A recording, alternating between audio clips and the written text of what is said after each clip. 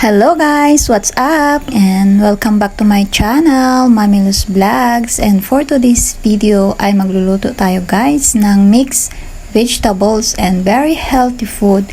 At maganda ito guys sa ating heart, sa ating eyes, at sa ating health.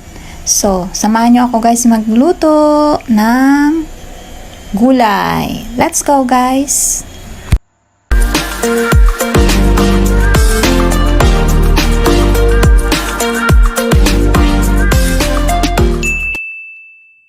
So, una natin gawin guys, at pagkatapos natin na hiwa-hiwa yung mga gulay natin, pakukuluan natin siya. Mga half cook lang ang gawin natin sa ating gulay guys. Huwag natin na-overcook kasi mas masarap talaga yung food, yung gulay, kahit anong gulay na lulutuin natin ng half cook. Ayan, pakuluan lang natin ng mga 4 to 5 minutes guys. So, ayan. At pagkatapos nyan guys, kasi medyo tigas-tigas yung mga gulay na yan, kaya ng inuna ko. At pagkatapos niyan, ilalagay na natin yung ating mushroom. Kasi yung mushroom, konting pakulo lang naman yung mushroom at maluluto na siya guys. Ayan, mga 1 minute lang siya. At pagkatapos nating mapakulo lahat yan guys, itatanggalin natin siya sa hot water. I-strain natin guys at i-set aside natin. Ayan guys.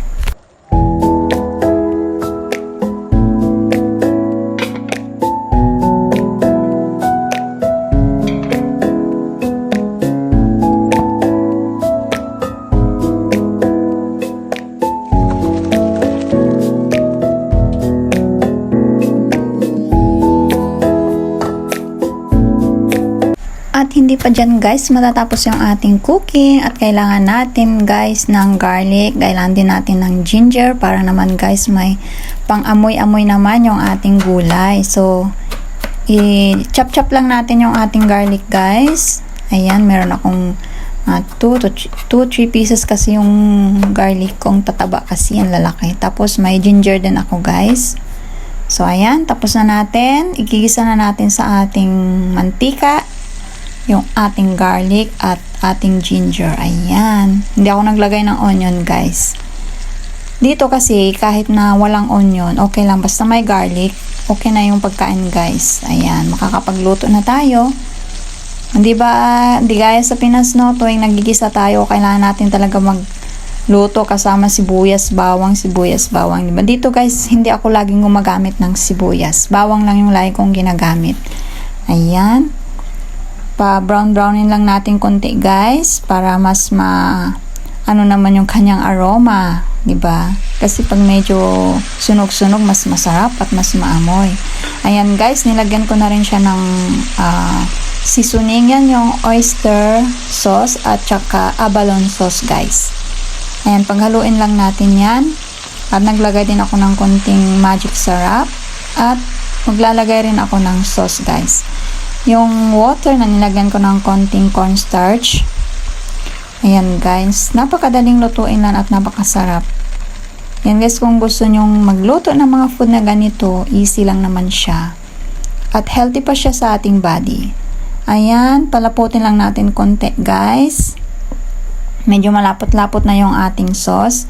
Ilalagay na natin yung ating bell pepper. Hindi ko pinakulan yung bell pepper kasi yung bell pepper mas masarap siya kapag hindi siya overcook.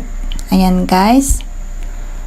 At pakuluin lang natin konti at saka natin ihahalo yung ating mixed vegetables na ating pinakuluan kanina. So ayan guys. So diba, napakadaling lutuin lang. Pag kumakain kami guys sa mga restaurant, lagi ko nakikita yung mga ganitong gulay. Kaya kapag umuwi ako dito sa bahay, may mga idea ako anong lulutuin ko. Ayun. So, ayan na guys. Maluluto na yung ating gulay. Ayan. Yummy, yummy and healthy food. O, diba?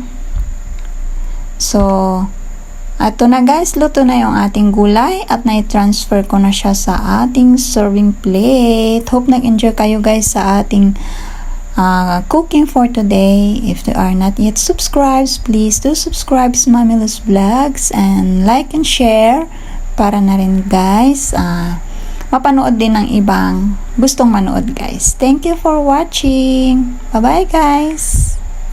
Bye.